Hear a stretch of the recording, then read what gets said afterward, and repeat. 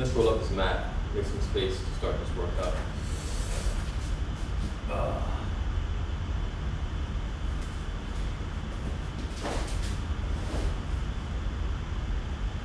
Roll up our spine. Spine.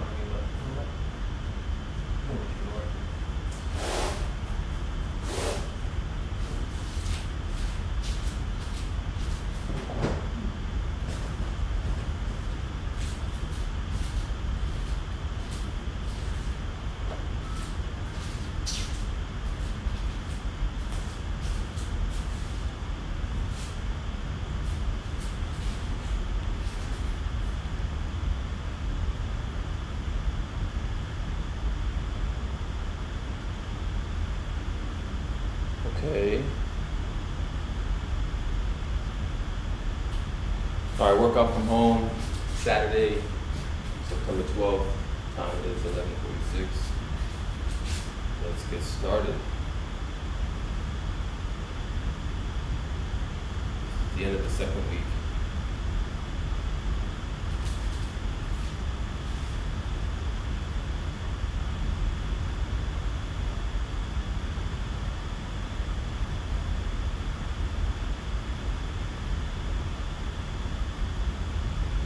Still doing heavy week.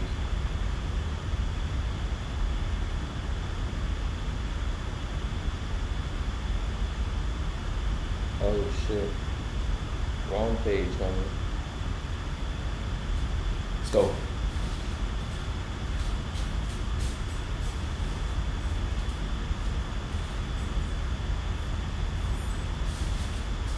Warm up set first. Try something a little different with the shoulders too. We do pull-ups, some type of shoulder exercise, heavy.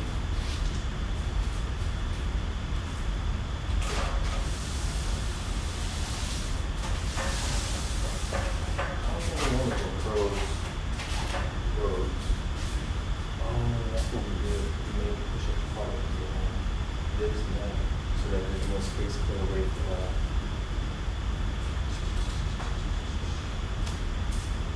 Let's do it too. Let's go on. So dips and shoulder push-ups can be combined with regular push-ups. 4 sets of regular, 4 sets of dips. And maybe 4 sets of shoulders together. I think you should be doing shoulder push-ups every day. Yeah. Warm up like this. Do negatives first. Come down.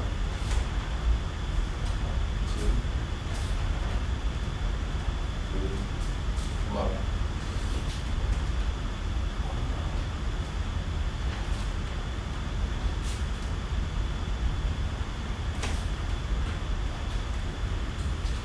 10 push-ups. 8 floor.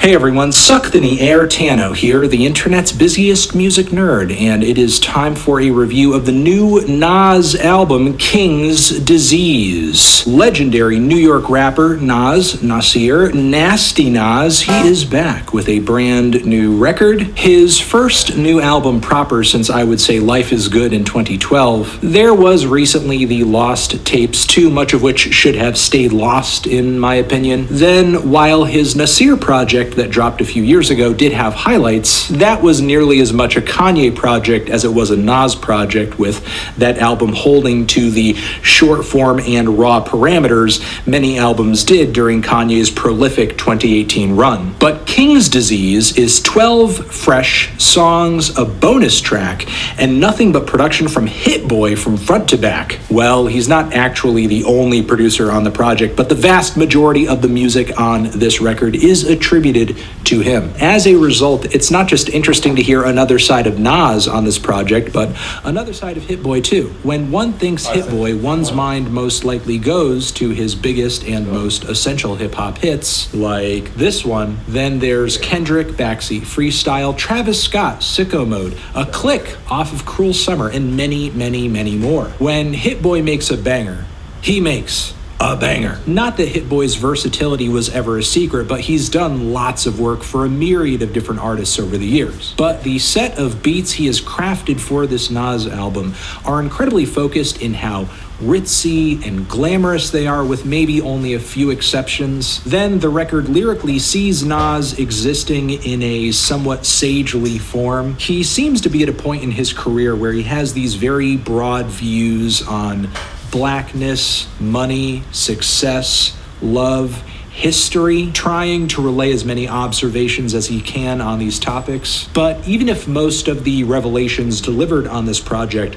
aren't the most profound, the production and rapping are still pretty quality. The opening track, the title track, King's Disease, is a tone setter whose classic soul samples remind me of something off of Kanye's first couple of records. And with skilled maturity, Nas drops some pretty impressive bars and rhyme patterns. Made the fade famous, the chain famous, QB on my chest, match the stainless, amazing grace, I'm gracefully aging, without masonry, I made more paper to play with. Along with this come many assertions about what it means to be a king, be kingly, according to Nas, truth-telling, no over-righteousness, wanting every brother to make it out. Much of the time on this LP, he is really trying to communicate to the audience a philosophy, an ethos, one that he obviously wants to be widely adopted. However, in the process of doing this, he does engage in some weird asides and argumentation, like the brag on this track that he has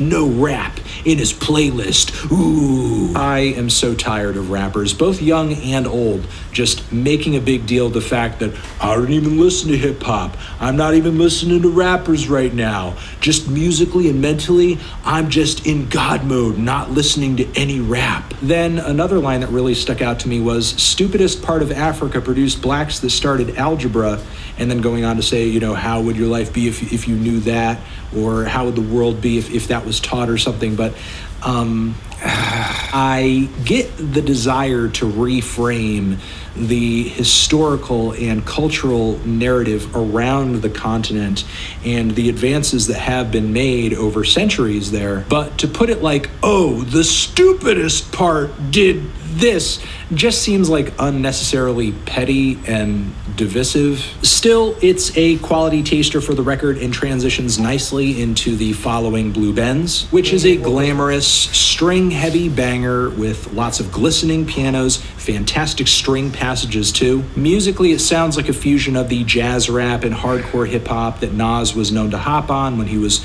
getting off the ground, and then like this super rich, expensive Rick Ross type anthem. Lyrically, Nas seems to be juxtaposing a current-day character portrait against a stroll down memory lane, where he's contrasting the lavish lifestyle he lives today with the hellish backdrop he was existing in just several decades ago. Going from meeting a pimp at a Jersey penthouse who's exploiting girls to buying mansions and doing deals. The following Car 85 is an even greater expression of nostalgia, with Nas rapping about using this baller cab service back in the day to go places, do things, reminiscing about all that, as well as the criminal underworld that this cab service intersected with. Vocally, Nas is sounding a little moody on this track, a little passionate, but always boss. Guest singer Charlie Wilson's vocals hang very faintly in the background, but still his soulful leads and delivery just adds so much to the song, really kind of bring it that vintage flair. Then following this, we have the peppy Ultra Black. I love the piano back beat on this one, the Afrocentric lyrics. There are multiple nods to music genres with black roots. Nas goes on about black beauty, black culture, advice to his children. The Doja Cat line, I could kind of take or leave because I don't really see Doja Cat in all of her questionable exploits as being like this anti-black figure. I mean, she's obviously someone who struggles with insecurity, needing attention, and probably a host of other things as well, but it doesn't make sense to attack her for something that seems like it's born out of a personal weakness than an outright hatred of something or somebody. Topically, though, Nas doesn't really go that much deeper into the subject, with a lot of his references staying pretty surface level, which is okay, I guess. It leaves the track feeling more like a chill, laid-back celebration than a thorough lesson, and there have been a lot of songs in this vein dropping as of late, and I wouldn't say this is one of the best of them. Following this, we have a short, trappy number that sounds like something that you might get off of Drake's If You're Reading This. Not a favorite of mine in the track list, but I do appreciate the fact that it provides a bit of a transitional moment as sonically and lyrically Nas moves on to a series of songs where he is really going into the topic of love, relationships, specifically relationships going bad. Sadly, this is also where the biggest lull in the track list also comes. First, we have Replace Me with Don Toliver, and Don kills the hook. The beat is okay, but it's really Nas lyrically who steals the first leg of the track with a coldly delivered but heartening verse where he clearly comes off as a man who is very much loved and lost love. His portrayal of love almost like an addiction on this track. I'm in control, I'm in her soul, the vivid imagery of expensive gifts being given. Also, only thing worse than being alone is wishing you were. But then Big Sean comes through in the second half with maybe some of the corniest lines on the entire record. Talk a little sweet about me, a lot of sour. I bought you diamonds even though I got a heart of gold, which that doesn't even make sense. Is that not something you would do if you had a heart of gold, I guess? Would you have to have a heart of diamonds to buy someone diamonds? Come on, dude. I'm not your ex. I'm your ecstasy. Then from here we have the track Till the War Is Won with Lil Durk, who unfortunately doesn't really become a factor for me in this track because I don't really like how Nas approaches the topic of this song. I won't belabor it, but let me put it this way. There is a clear focus on this song on toxicity in relationships, even physical abuse and violence, the way one's traumatic experiences from your youth can inform such behavior in relationships down the road, which is true, I don't deny that, but Nas's own personal history intersects with this problem in a big way, especially in regards to the allegations against him from his ex-wife, Khalees. Even if you don't take her claim seriously, in response to her claims, Nas basically accused her of the same thing. So believe her, believe Nas, believe both of them. Either way, this is a huge piece of this man's personal history to be overlooking so blatantly on a track of this topic. Now, granted, there are a few lines where he's like very subtly like referencing it a little bit. The track felt a little performative for me, like he would rather whitewash history than engage with it. Maybe that's a symptom of King's disease. I don't know. We then get the track All Bad featuring Anderson .Paak, where lyrically we see a relationship being depicted as going bad. A lot of bars on this track where Nas is just aching over this girl and this love going sour. A lot of room for Anderson .Paak to kill it on the hook and a very melodic verse too. Then from here I would say things pick up a little bit. The definition is like a hyper piece of synth funk with ringing keys, high gloss, very pronounced bass as well. Nas lyrically goes on this rant about framing black people in the media with negative slants. He also puts some of the responsibility here, rightfully so, on the government and politicians, talking about super predators, also Gayle King and the Kobe Bryant incident. This is easily one of the most passionate diatribes on the entire record, attempting to give a broad view of these racially based social issues. The song Full Circle, fitting title, is essentially a musical celebration for the old heads, the longtime fans. With Nas reassembling the firm here, we have great guest verses from AZ, Cormega, and Foxy Brown, who absolutely kills it on her verse. Then following this on 10 points, we have more very familiar themes, with Nas cycling back on topics like king behavior, get a lawyer, read your contract, and eat food. Eat food! food! More commentary on the media, like philanthropy from Kobe and Michael Jordan and how that's overlooked. While it's nothing new for the album at this point, it's still pretty moving, thoughtful, and compelling because Nas just seems to have a lot of fire in his belly on these topics right now in his life. To close up shop, we have the song The Cure, which I think is my favorite beat on the entire record. Like, Hit Boy just went off on this thing. We get hit with these strangely pitched up and then immediately pitched down soul samples. Then a very cerebral beat switch after the first leg that goes over very well. Then to round things out, we have a skeletal ending that puts a huge amount of emphasis on Nas's final words. I think the sentiment he's trying to leave listeners with, being a man, being a king, it's not about the cards you're dealt, but how you deal with them, essentially. But the overall view of the album does feel much broader than that, though. So overall feelings on this project, I liked it. I thought it was pretty good. There were some duds in the track list, most specifically around the middle, and while Nas, in my opinion, could have done a better job on focusing on some of these topics to the point where he's going deep into them for the length of an entire song, rather than just addressing a little bit of this, a little bit of that, a little bit of this other thing. Lyrically, he's still dropping very poetic bars. I just think at this point in his career, he's giving what he's saying more room to breathe, and on top of that, he's putting a bit more thought into what he's saying, I think, at points, and approaching it with a level of maturity that he hasn't quite before. That and the consistently good and decadent production from Hit Boy makes this not one of Nas's best records, but I think one of the better titles in this third act of his career. Feeling a light 7 on this one. Transition, have you given this album a listen? Did you love it? Did you hate it? What would you rate it? You're the best, you're the best. What should I review next? Hit the like if you like. Please subscribe and please don't cry. Hit the bell as well. Over here next to my head is another video that you can check out. Hit that up or the link to subscribe to the channel.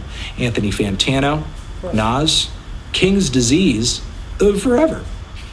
Let's go, Hi everyone, Mothany Tano here, the internet's busiest music nerd, and it's time for a review of the new Big Sean album, Detroit 2. This is a new full-length LP from Detroit rapper Big Sean, whose new project here is a sequel to his 2012 Detroit mixtape. Sean's never been one of my favorite rappers. The dude really spent the first half of the 2010s living in the shadow of his contemporaries. Do we need to go back over how artistically devastating it must have been for the Kendrick feature on his sophomore LP to be the hottest and most talked about thing on that entire album? However, the quality of his music was on an upward trajectory with 2017's I Decided, even if the highlights from this one felt like reliving the best moments from Drake's If You're Reading This mixtape. The Metro Boomin collab was okay, but for the most part, I've been waiting to hear how Sean's next solo effort would pan out. This thing is 21 tracks with a packed guest list,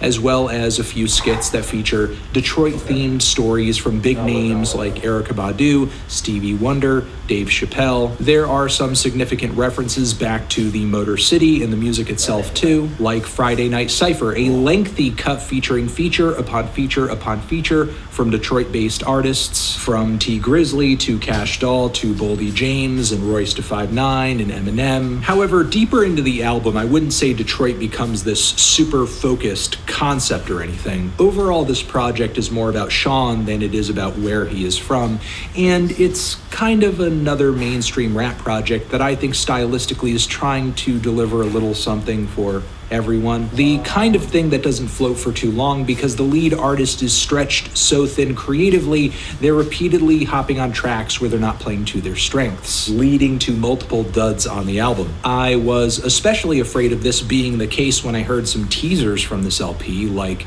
Deep Reverence featuring Nipsey Hussle, which is undeniably a highlight here. But then there's also Lithuania, which is another example of an artist's album catching Travis Scott-itis, meaning the moment that you have Travis Scott on a song, you have to instantly start making just a Travis Scott song with the trippy trap beats and the auto-tune runs and the shouty ad-libs, only for the end result to sound like a B-side from Astroworld. But despite all these concerns, I actually found Detroit 2 to be a very well-wrapped and written project. Sean shows a lot of creativity and risk-taking in his beat choices, and he puts together some pretty focused topical tracks as well. Motivational, passionate, compelling. I truly truly think Sean's writing and delivery is on another level here, even considering the cringier bars that pop up here and there, which are far outshadowed by his moments of lyrical genius. Across Detroit 2, Sean delivers so many different directions and thoughtful verses. I think he's given fans more to chew over here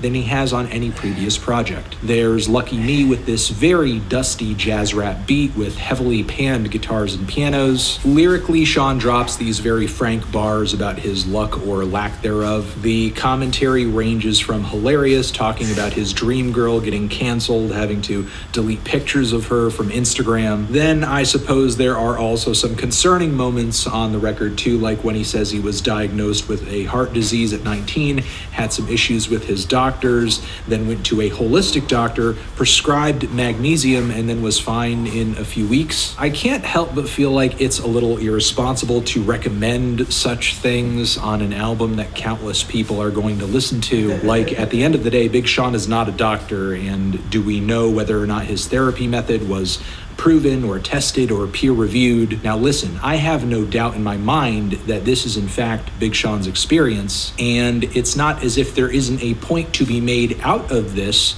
in relation to our for-profit medical system, which drives patients and doctors toward maybe unnecessary or more expensive procedures over preventative care. That's before even getting into the racial biases of the medical system, where Black patients are often not receiving the same quality of care, which has been shown in article after article, study after study. So that certainly is worth getting into. Tacitly giving medical advice that might not work for everyone, and recommending against vaccines, not as much. Plus, the whole Western medicine jab doesn't quite make sense, because in Western medicine, the link between magnesium and heart function is pretty well acknowledged and documented. You can even find it on health.harvard.edu, which is about as Western medicine as it gets. But I get it, and I understand where it comes from insofar as Sean is clearly a victim of our dysfunctional medical system. And of course, I couldn't reasonably expect him to interpret that experience in the same way a medical expert would. So that being said, it's still a killer track, awesome production, cool beat switch in the second half. There are also numerous clever one-liners on this track, like I'm surrounded by people who did first degree and other ones who never got their first degree. Also, I'll live forever like Walt Disney, the Frozen one. Then there's the track Wolves, chilling, grim production on this one, infectious hook, easily one of Sean's most devilish songs to date. Dramatic pianos, nuanced trap beat, and bars that show his dark side, I suppose, a little bit. There's a passionate Post Malone feature on the cut too, where he essentially delivers this series of victim of my own success bars. Then there's also Body Language, a feel-good, sensual, intoxicating slow jam with an R&B twist, bold lead vocals from Ty Dolla $ign, good feature from Jhené Aiko, detailed beat, and some nice low-key poetics from Sean too. One bar that really stood out about people being in his circle but not in his corner. Further from there, we have the moving Everything That's Missing. There is a gorgeous bed of forlorn pianos and horns on this track as Sean moves through the perceived success that he's had, how that's been taken in his hometown by his family, and how that's not been a replacement for love and his loved ones and a real support system. To be honest, I don't think Sean's ever been this exposed on a track, and the result to me was powerful. Then we get ZTFO, which is a bassy vibes anthem about maintaining your mental serenity. If we don't have the same vision, we can't exchange contacts. Oh my God, it's a bar. Then there are deeper bars about sleep deprivation, keeping toxic individuals at bay, with a side of Travis Scott ad-libs in the background. Honestly, if Travis Scott was going to appear on this record at some point, I would have rather it just been this, especially since the aesthetic and style of this track encroaches upon his sound at least a little bit anyway. Like, once you have the song, do you really need Lithuania? That being said, though, it's a legitimately surreal moment on the project that I just find myself coming back to again and again. Zen the fuck out. Then Guard Your Heart. Gorgeous track, my God. Anderson .Paak's intro on this is one of the best features he's ever done. And while I don't typically like for a guest to outshine the main artist this much on a song, Like, what he's done here vocally is even a cut above some of the stuff he does on his own records. Sean is quite lucky, I would say, that Anderson would bestow upon him such a performance, and also just get it out of him, because it just seems like lightning in a bottle type situation. Wale's feature on the back end of the song is really enjoyable too, and lyrically Sean can be seen going over in a very witty way all of these internal conflicts that he's been having. It's like being signed by Ye and managed by Jay. It's like being cool with Pusha T and Drake at the same time. Repping a city that I barely spend enough time in. Also, that seeing eye to eye could be fixed with a heart to heart line is what? Nice. Respect It, quality appearance from Young Thug, banger beat from Hit Boy, how could it not be good? Then Full Circle feels production-wise like a My Beautiful Dark Twisted Fantasy moment, but remixed by The Caretaker. Yeah, it's like a dusty, droney, dreamy, atmospheric, depressing, and nostalgic take on some beat from that Kanye record. Then there's Diddy shouting through parts of the track like he's Swizz Beatz about his own feelings and experiences on the stuff that Big Sean is saying. What's happening is essentially Big Sean is illustrating how events from his past have come full circle into his present, showing parallels. Thus far on Detroit 2, I would say we had a strong start, a powerful middle as well, outside of a few duds. There's Harder Than My Demons, which is like a sped up Nice for What from Drake, I guess, complete with awkward singing, more anti-vax stuff, and fast flows that get pretty sloppy. Then there's Time In, which is labeled as a 2088 track, the R&B side project featuring Sean's ex, Jhené Aiko, and I do not get why this is on the record.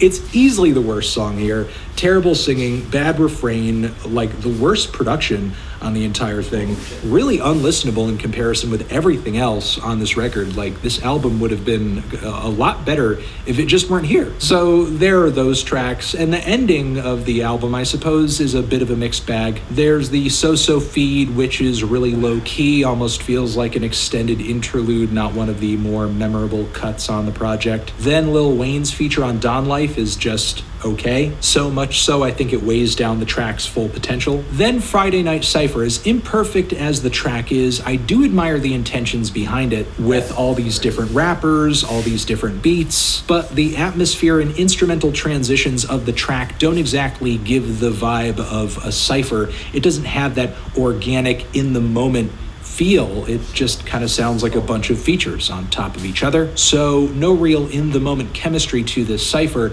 and on top of it, the quality of the features varies greatly. Cash Doll comes off pretty bold, but then 42 Dugg sounds kind of like a great value Kodak Black, and on top of it, the Eminem feature at the very end is one of the longest and I think best features he's dropped in a long time. That being said, though, the baddest is an insane banger, my god. A juke beat with some massive horn hits. It's not often you hear many rappers these days trying to rap over this type of groove, and it's only a testament to Sean's talents that he can rock over a beat this wild. Still I Rise, I thought, was an inspirational closer for this project, kind of like a credits roll moment for the album with some awesome horn sections. And overall, I gotta say, I think this is Big Sean's best project. Certainly the one I've gotten the most enjoyment out of. Mostly, I think that came down to the quality of his writing being upped a little bit, the topical focus on some of these tracks, again, some killer production choices, being a bit more bold and personal and adventurous than I think he's been in the past as well. Whatever it is that caused him to make the moves he did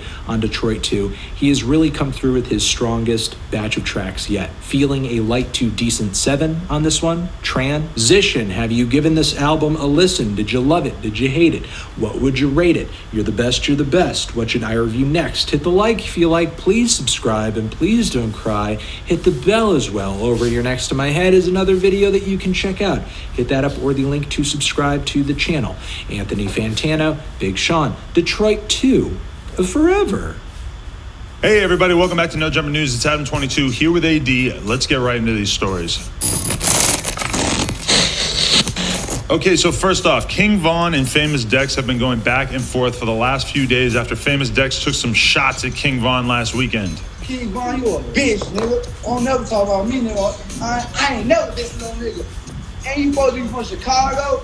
You a bitch, nigga. Fuck you, man. You sitting around here and nigga kept walking. You saw that blinky on me, bitch ass nigga. Well, it seems that Dexter has pulled a 180-degree turn and has said that he has no beef with King Von and instead challenged him to a boxing match and addressed Lil Reese's comments. Dismissing all his previous threats towards King Von, Dex hopped on Instagram Live insisting that he's not trying to kill anyone, but they'd be happy to get in the ring and duke it out. He went on to reenact the famous scene from the movie Friday, claiming that he would whoop King Von if he accepted his boxing challenge. Win some, you lose some. But you live. You live to see another day. You think you're a man with that gun in your hand. I'm a man without it. So look, all that King Von shit, I don't got no beef with, bro. Ain't no beef. I can't beef and get money and take care of my kids. That's not what I'm on. But bro, I will take this piercing out and I will beat your dreads off your head. I will beat you like you my bitch, little boy. You go about 6'9". Stop worrying about me. King Von does not seem afraid of the challenge. He vaguely tweeted a response reminding everybody that he has been fighting his whole life and he hits hard as hell. Okay, so we were on this podcast the other day. This is not a podcast. This is a Snapchat show / a YouTube news show. But we were on here the other day saying that Dex was tripping, that we understood the emotional turmoil that he was going through after seeing one of his homies get killed and everything. My nigga, you keep turning the damn desk. Did I? Sorry. We need sandbags for this thing. It's so light. It weighs like 5 pounds. It just floats around all the time. Keep that. I don't know. Now he's decided that he just wants a boxing match. From my experience paying attention to the Chicago rap scene, we don't see a lot of boxing matches go down. Seems kind of unlikely. But now we have King Von actually saying that he would be perfectly happy to deal with the smoke in that way. Do you think there's any chance that could actually happen? I'm glad that they're, the thing is with Chicago, man, they got the nickname Chirac and stuff like that. More people need to put the guns down and knuckle it up. I'm one of them knuckle up niggas, you feel me? I'm with all the smoke. You're down for that? Whoa, for fighting? Man, come on, man. See, I really feel like I've gotten to the point in my life where the last thing that I'm interested in is just scrapping with somebody. But I guess you're closest to that because you in the boxing classes. You were in this ain't got nothing to do with the boxing classes. You a Thai boho. this ain't got nothing to do with the boxing classes. I've been boxing. So you probably fight like this, like a 50s style boxer. Why'd it have to be? I don't know. I just could see it looked like you dancing. I was, but. Nah, but yeah, it's good though, man, because I don't feel like Von took what he said to heart. Now I think Dex was just too fucked up to even understand what he was saying and shit like that. But they should do a boxing match, man. Put that motherfucker on Zoom or something, nigga. I want to see that shit. I feel like King Von would whoop his ass just because he seems a lot more sober. Like just based on that, and I'm sure if they were really going to do a real fight, that Dex could clean it up for a little bit, but. I don't know. Dex seems a little wobbly. Like I look at King Von, I have no idea if he could fight or not, but he seems fairly sober. Hey, let me tell you something. That goes a long way with me. Do not play with motherfuckers that take drugs, man. Them motherfuckers will not go down. You feel me? Like for real. But nah, yeah. Dex might show up off the bath salts. Put a little bath salts in the lean. Oh, if pull you up, do a bath salt, he's gonna come. Yeah, he's gonna win. Yeah, he's gonna come fight in the whole fucking arena. I'll take Dex over King Von if Dex is on baths. Being picked up hard all across social media. Tory's name thing he regrets as he's begging for forgiveness. He wrote, "I know Woods." What's his name? Drago? You already got your ass. You never messed with a Russian before. You seen the Rocky movie where he's running through the woods and he's dragging the tree trunk? Is Rocky Russian? No, but his enemy was the guy that he was fighting was all off the steroids. Oh, what's his name? No way, yeah, I'm fucking it up. His name is like Drago. Rocky was the one who was in the woods. What's his name? Drogo and Dino. No, those are rappers from Detroit. Yeah, Detroit. Them niggas hard. Okay, next story. Details continue to unfold about the shooting incident between Tory Lanez and Megan Thee Stallion. A new report claims text messages were sent from Tory to Megan just hours after the alleged shooting. According to TMZ, Megan received text from Tory on the evening of July 12th, about 15 hours after she claims he shot her in her feet. He never references the shooting or a gun in the text and the message, but it is clear he did something he regrets as he's begging for forgiveness. He wrote, "I know you probably never gonna talk to me again, but I genuinely want you to know I'm sorry from the bottom bottom of my heart. I was just too drunk. Nonetheless, shit should have never happened, and I can't change what did. I just feel horrible because I genuinely got too drunk. Tory still has not issued a public statement regarding the shooting and has chosen to keep silent. After his text messages surfaced, his apology was being picked up hard all across social media. Tory's name began trending on Twitter with tons of people racing to get in their opinion. Okay, so the plot thickens. You know, you sat here many weeks in a row and told us that you didn't think that Tory shot Meg. Maybe you can tell us your new explanation for how this also does not incriminate him. Did he say? He didn't say not one time that he fired a weapon in the text messages, so I'm going to stand behind what I said about him. Despite what she said, you don't believe her? You don't believe black women? Did she say something? Or did yes, she TMZ? did. She did. She went on live and she said, he shot me. Listen, you don't remember? Listen, I am not going to jump to conclusions until everything unfolds. What kind of conclusion? This is such a, to call that a jump? That's not a jump. That's a step. That's my homie. If somebody tells me that you did something, I'm going to say, I got to holler at but if the girl comes out and says, hey, Adam shot me, I will give you the benefit of the doubt if you're like, well, I guess Adam might have shot her. I don't know. He don't seem like he's really denying it too much either. I mean, he has not gone on record and said he didn't shoot her. Man, listen, what I'm saying is, if somebody tells me that you did something, I'm going to say, you know what? That's not an Adams character. I respect so let me that see until what the fuck. further evidence comes out. Wait a minute. I'm going to say that don't seem like it's an Adams character, and I want to figure out if it is possible, what was the scenario for that? Because I've been in situations where shit done got a little tricky, not with a woman, but, you know, I'm just going to leave it there. I ain't going to say nothing. Believe the stallion. I believe the stallion. I didn't say that I didn't believe her. You feel me? I'm just saying I want to hear everything that transpired before I give my personal opinion on shit. You're starting to sound like you might have shot a girl in the foot before. No, I have not. No, never did that? Okay. Now, I do, for the record, I do not condone the harming of any woman, especially a black woman, because I'm a black man. Especially the stallion. Man, the stallion is dope. Yeah, that's what I'm saying. But I'm just saying, I it. don't condone that. I just want to hear, because I don't think, do I think that Tory just went crazy and just shot? No, that shit, no man is going to shoot no woman for no reason or do some shit like that. Men shoot women for no reason sometimes. I mean, I'm just saying. I know Tory, right? And I have never seen him in that type of, that much rage. I've known him for years. I haven't seen him. He doesn't strike me as somebody that would do something like that. But to be fair, shooting a girl in the foot is really kind of a once-in-a-lifetime thing. Because it's the kind of thing you might never do, and then you do it and you never do it again. Period. Is terrible in every aspect of it. I have a daughter. You feel me? If somebody shot my daughter, I'm coming to kill your mama. That's how I get down. I'm keeping it G though. All right, I respect that. But okay, but this is my thing. All right, I watched a video on YouTube yesterday from this guy Yassine. Hello, Yassine. I think it's his YouTube channel. Maybe we could show a little screenshot so people can go watch it if they want. But he was basically making the argument that in his opinion, Tory definitely still has a chance at coming out of this whole situation and still being accepted for his music and everything because of the fact that A, he has never admitted it, and B, that he could sort of like twist and turn in an interview or in a situation to be able to say, oh, you know, like things got crazy. Basically, like his argument is that Tory still has a legitimate chance at people forgiving him for this. I feel like he's being way too forgiving because to me, I just don't see people being able to let this one go. I mean, the Chris Brown thing is a good example because Chris Brown still definitely has a career. Why we got to bring up Chris Brown though? Because, I mean, it's an obvious corollary because he went through a violent situation with a famous pop star and then his career has been very, very strong since. Listen, I think if Tory dropped the record today, people would bang the fucking record. I don't know. That's my opinion. I don't know if it would be worth it because he's going to get so much blowback along with the people listening to the record. You're going to get blowback, but we live in a time now, bro, that people don't care as much as they used to for certain situations, bro. Like it's crazy because I'm gonna keep it G. I see one hand of the black community like fuck him. I also see other half like free him. I want new music and shit like that. You know what I'm saying? I'm not really seeing that part. I think you follow people I don't follow. But I've been seeing two sides of the shit. And do I honestly think that if he's to drop an album right now, that he wouldn't do numbers and people would listen?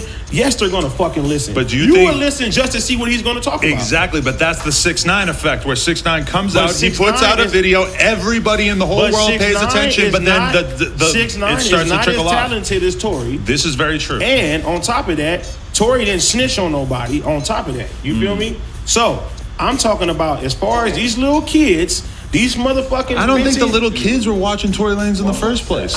Bro, he has 30 million fucking Spotify. Before all this happened, nobody was acting like Tory Lanez was as popular as people are acting like he is right now. He was well liked, but his albums have never been like the crazy sellers. Not to you. Look at the numbers. So you talking about as far as album? I'm talking about as far as you go to every fucking club, you're gonna hear a Tory Lanez song. Is that true? I've been to a lot of clubs and I ain't You really don't been go to noticing. clubs I fucking go to. It's been a while. You're right. Yeah. I be in the country clubs and shit too. Yeah, that's what I'm talking about. You over there listening to Charlie Chaplin and shit. You are of the opinion that Tory Lanez is a lot more popular for his music than I am. Because myself personally, I'm observing. I haven't really seen it be that lit. You talking to a nigga who before quarantine, as you know, was in the clubs 3-4 times a week.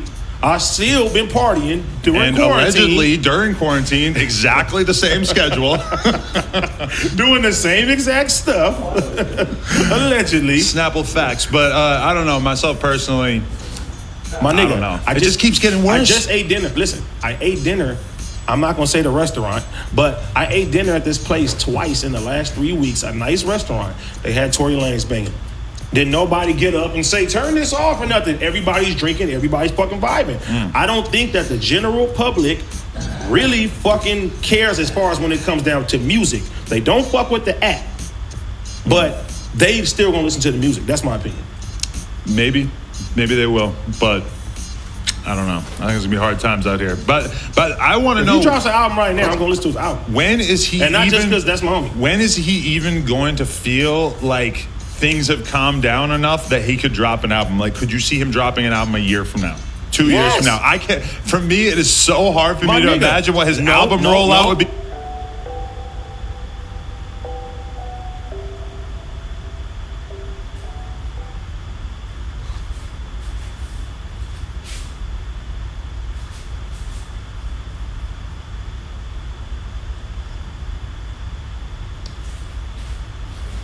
Oh.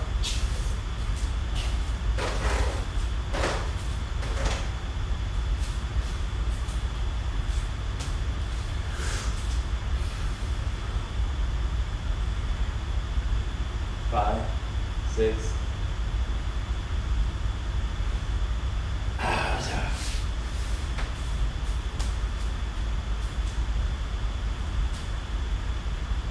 Picking me up.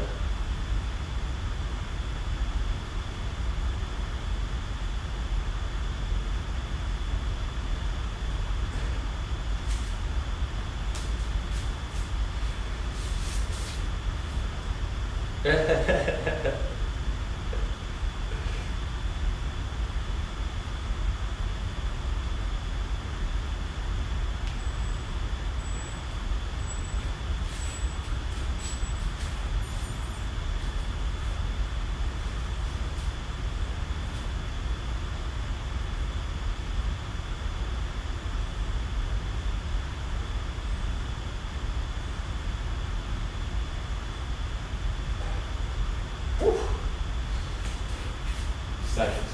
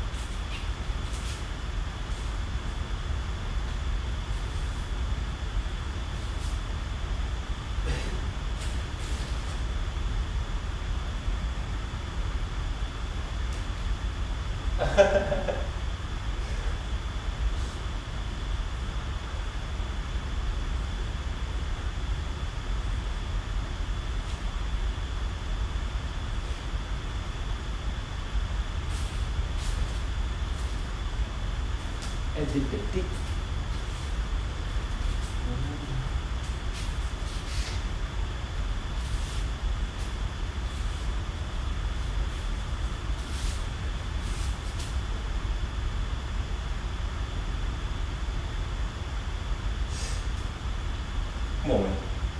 Give me a pussy.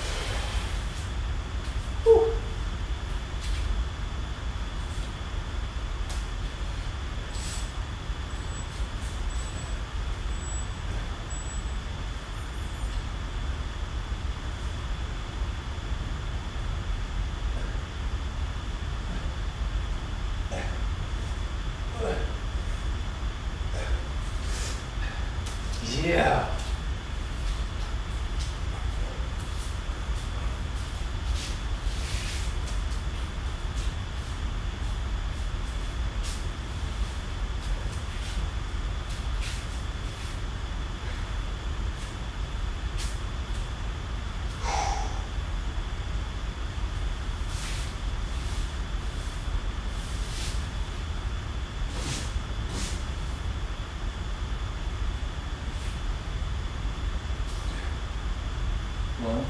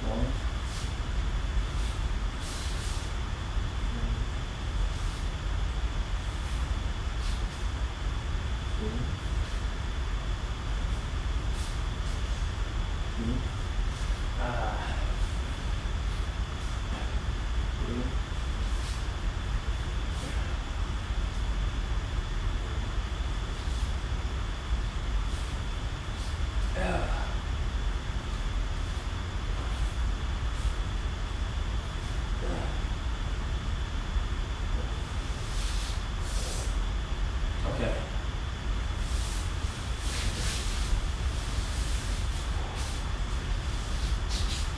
One.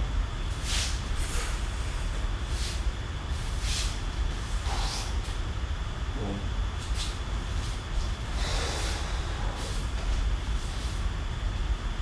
Two.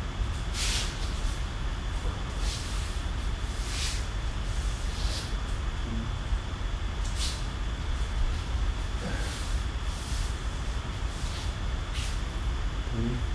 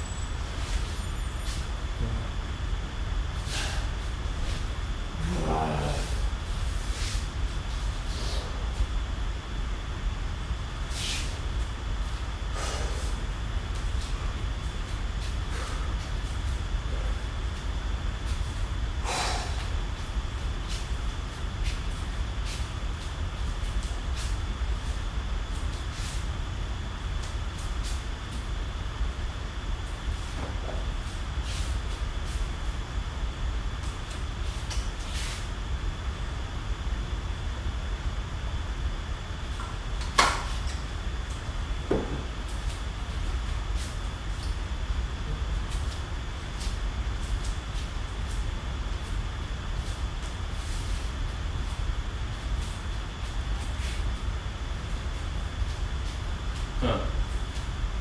Huh. Huh.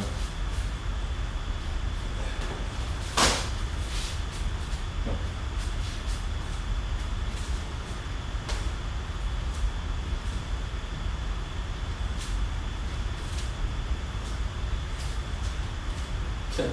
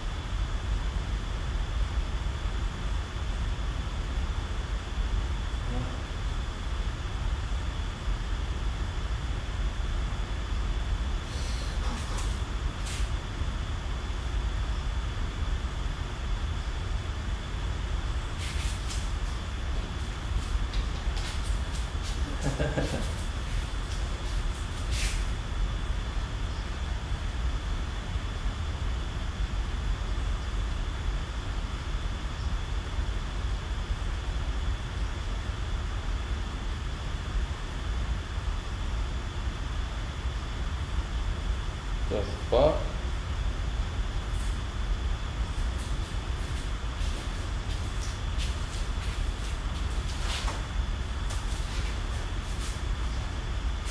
Oh.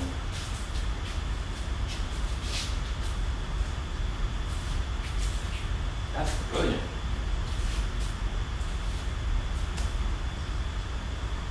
I gotta do another set of this. And then 10.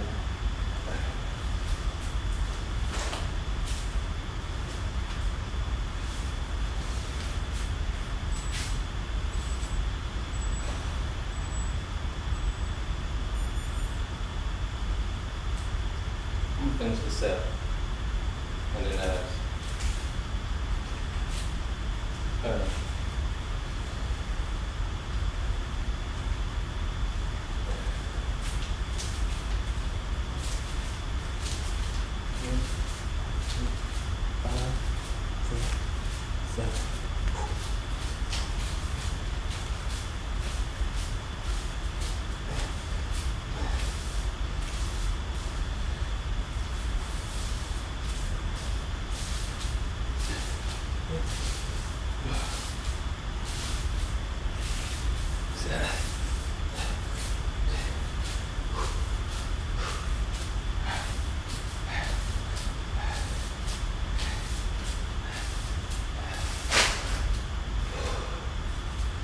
bitch.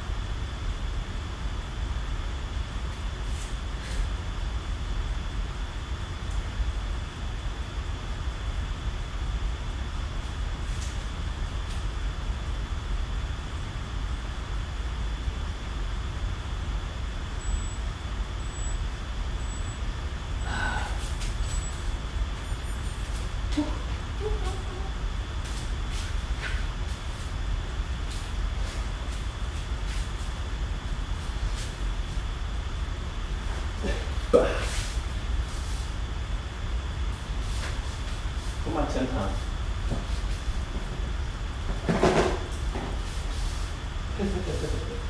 It's fun. I can give a fuck less.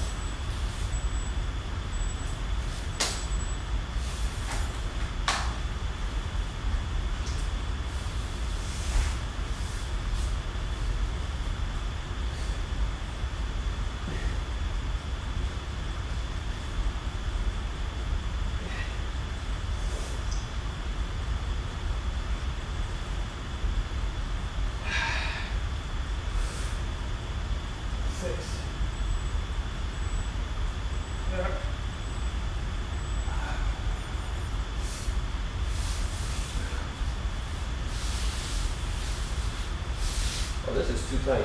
Pause.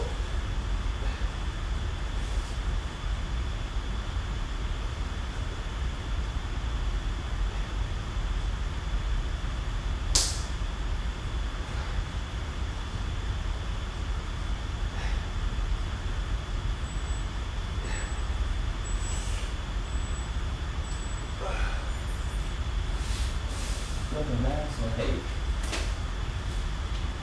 I can't get it.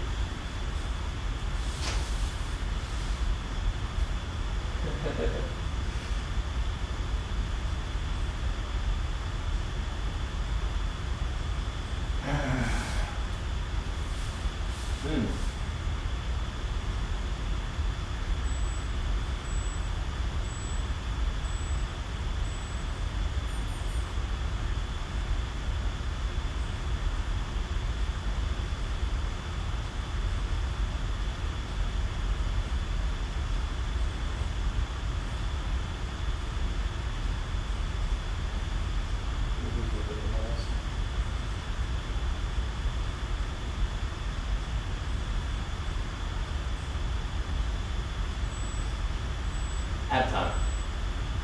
6 inches. I'm a mic.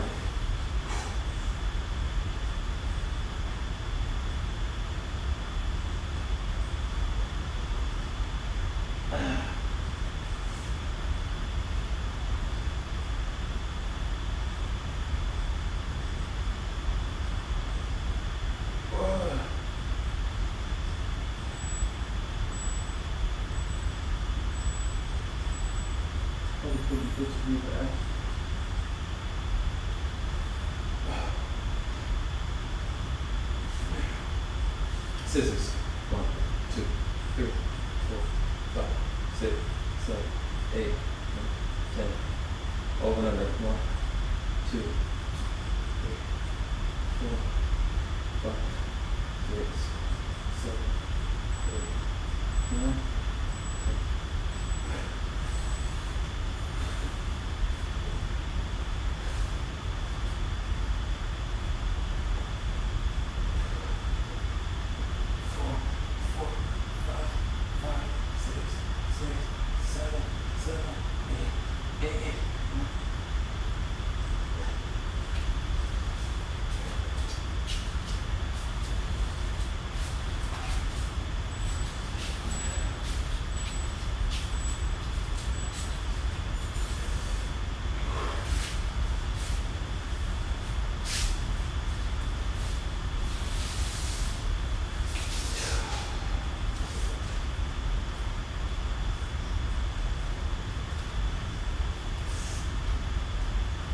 Value.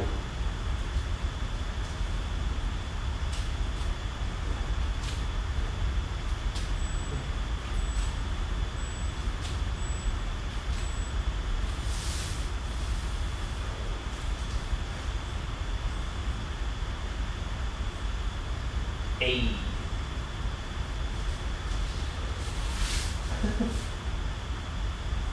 A rich nigga can't rob a broke nigga, you know that.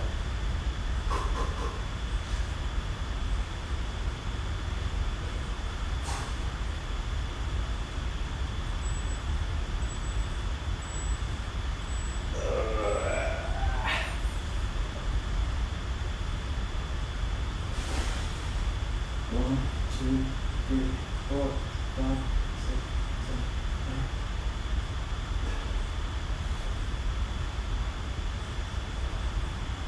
8. He on his way up, bro. 1, 1, 2, 2, 3, 4, 4, 5, 5, 6, 7.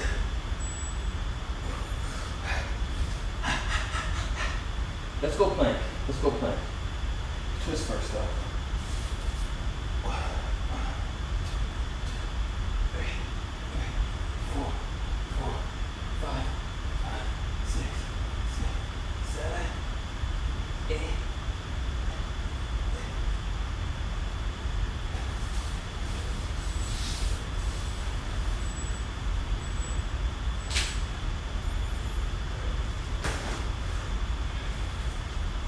Plank.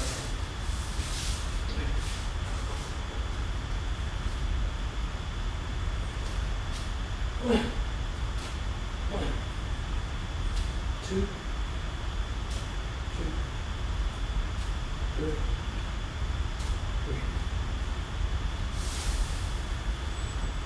What set is that? I think that's the third set, bro. That was the third set. Last set, let's go.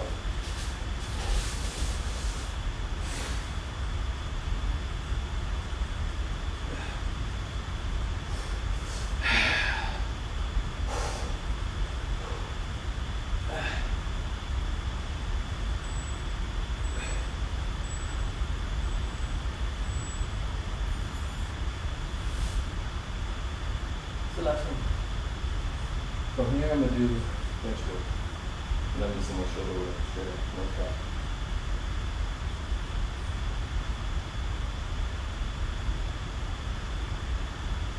There we go.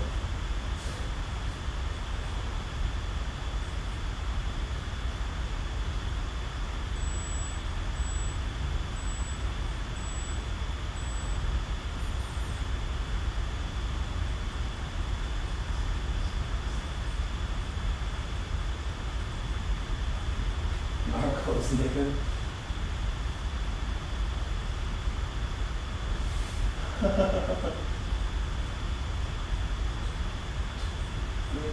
Three, four, 5, 6, 7, 8.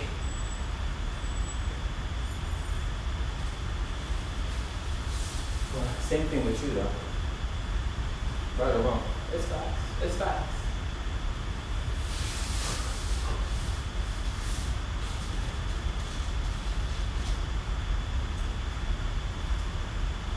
The world's always gonna have us.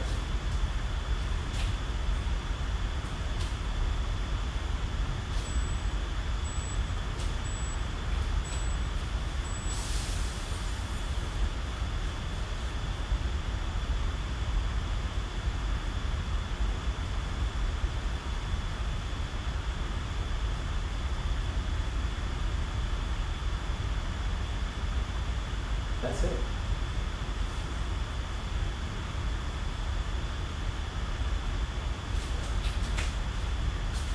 Bench work time.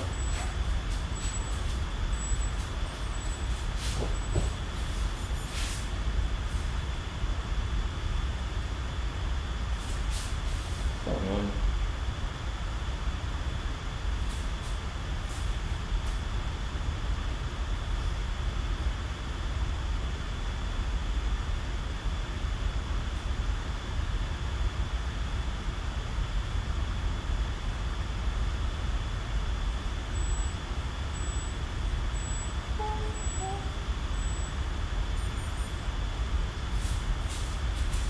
I've been a nigga with a broken heart, trying to find my way back home.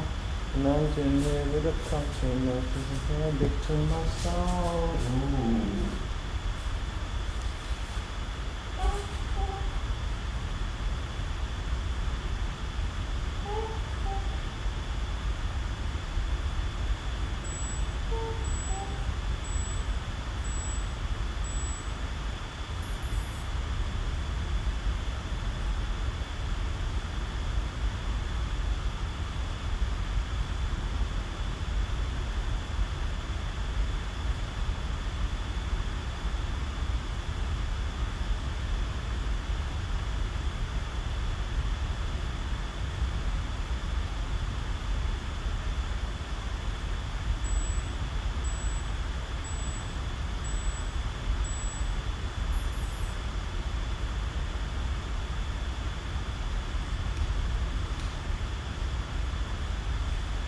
Ooh.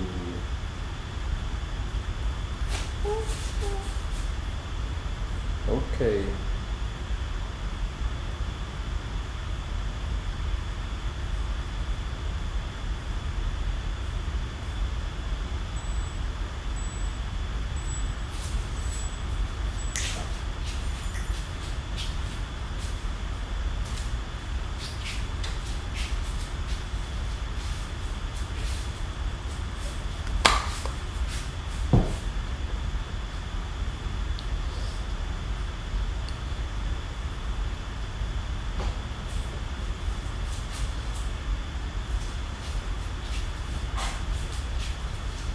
I'm just a nigga with a broken heart, trying to find my way back home. Why should I get to my soul?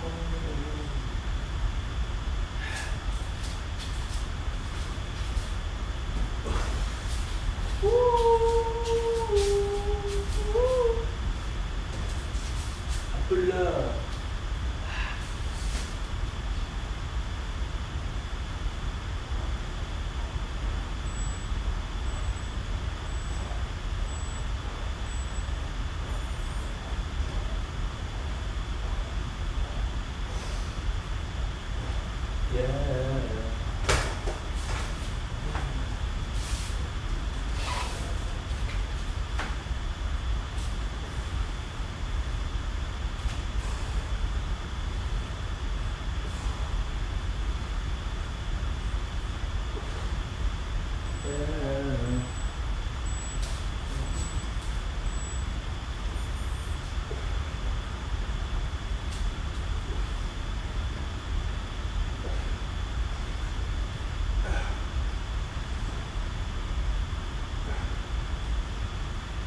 Okay, let's go.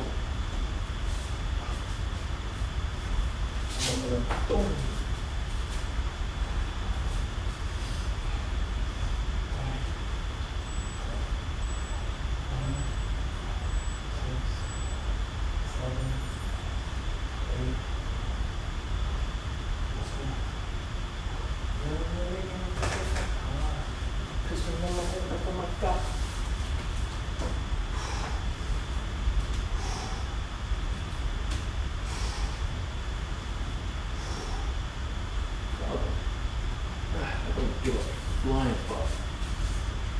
One thing I don't know about IMI.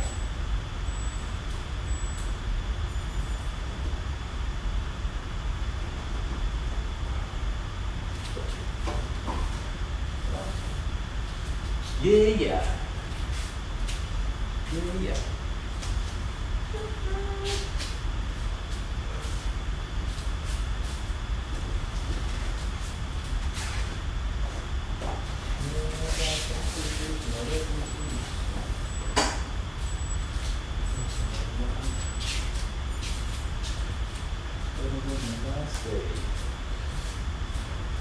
And I will choose them whenever she will.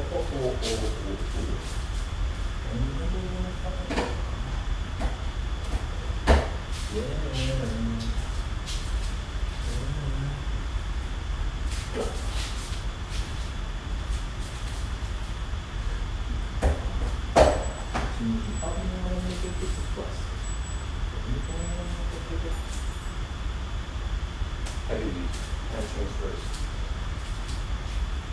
40 slide, let's bang them out.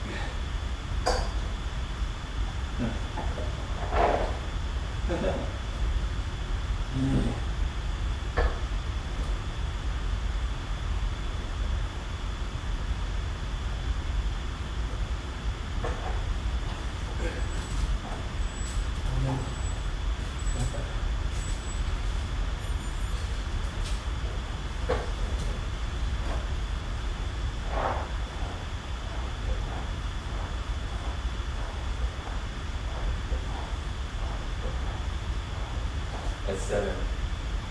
Oh, bitch.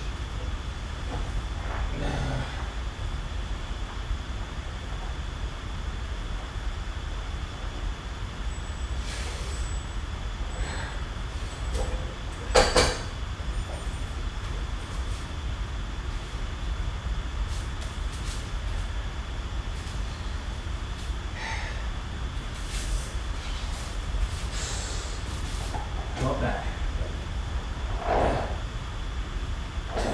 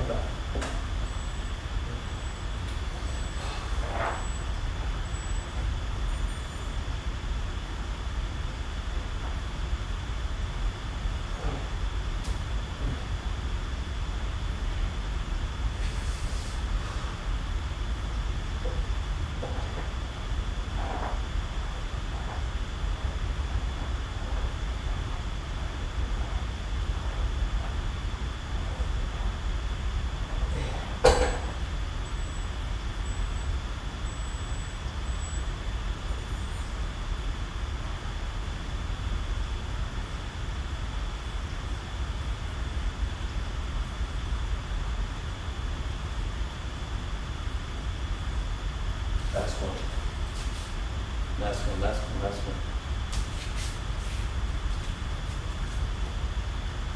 You know right for me. Fuck out of here, no.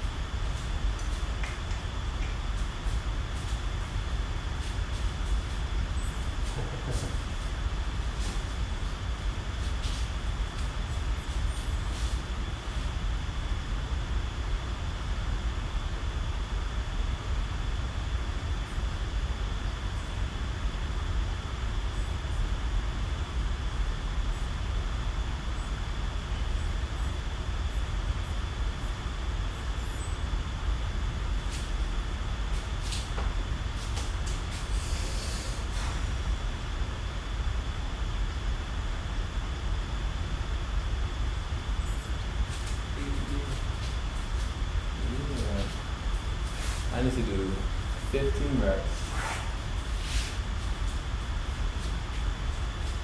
and then 2 sets of 5.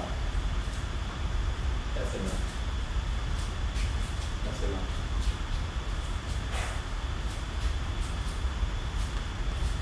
After every workout.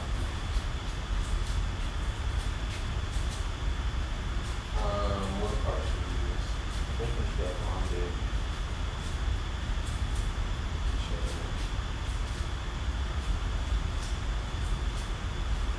Chest there.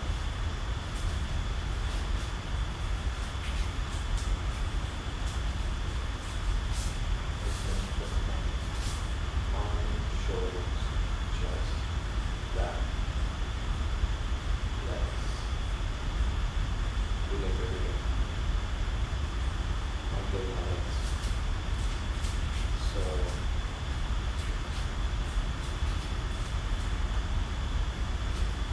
arms. Let me go. Do those. You never do those.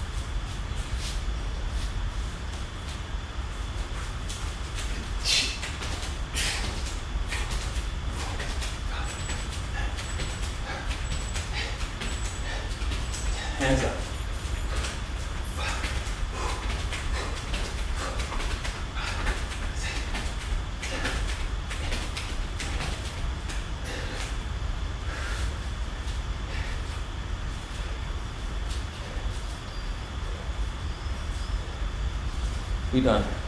Stop this.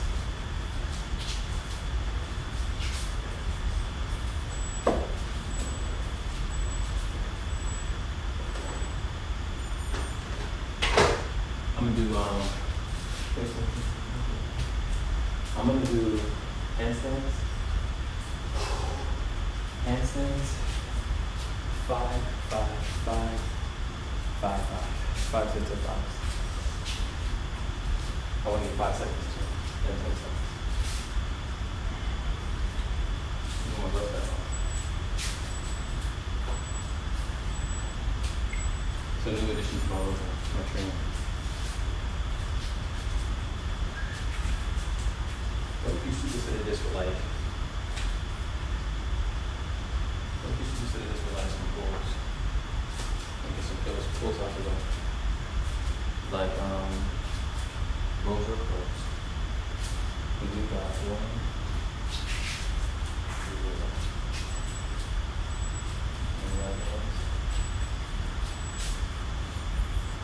That's 3 sets.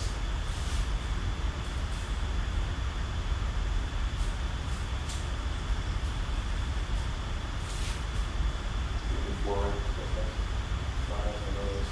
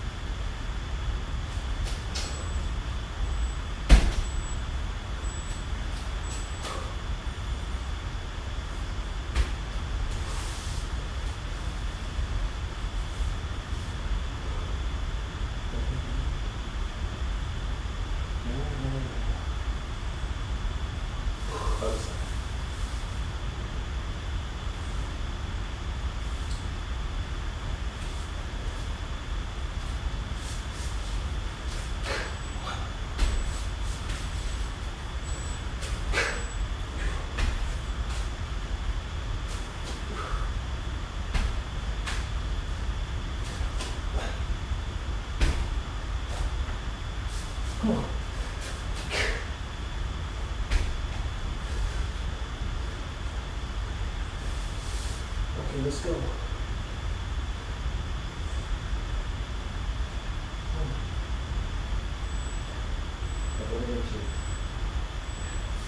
Not for another nigga too. But another nigga do something for you.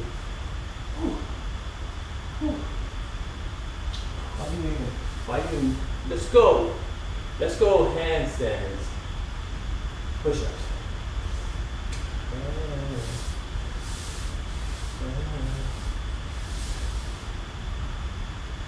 I need to walk as well. I want to put the sheet up and can't do that anymore. Yes, we can. I think we will.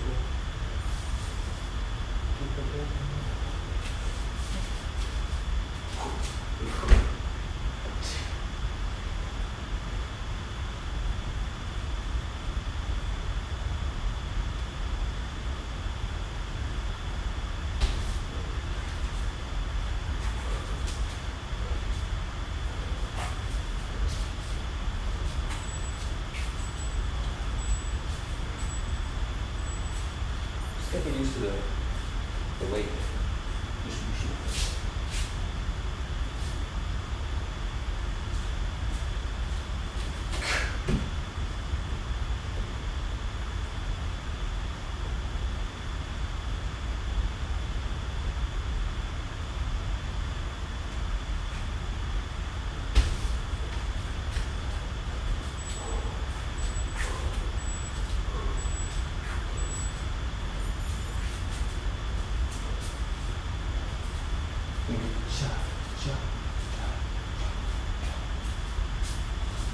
Fuck out of it. People don't know.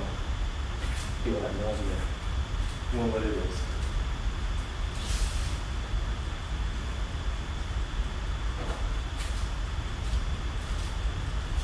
Pick up, pick up, pick up.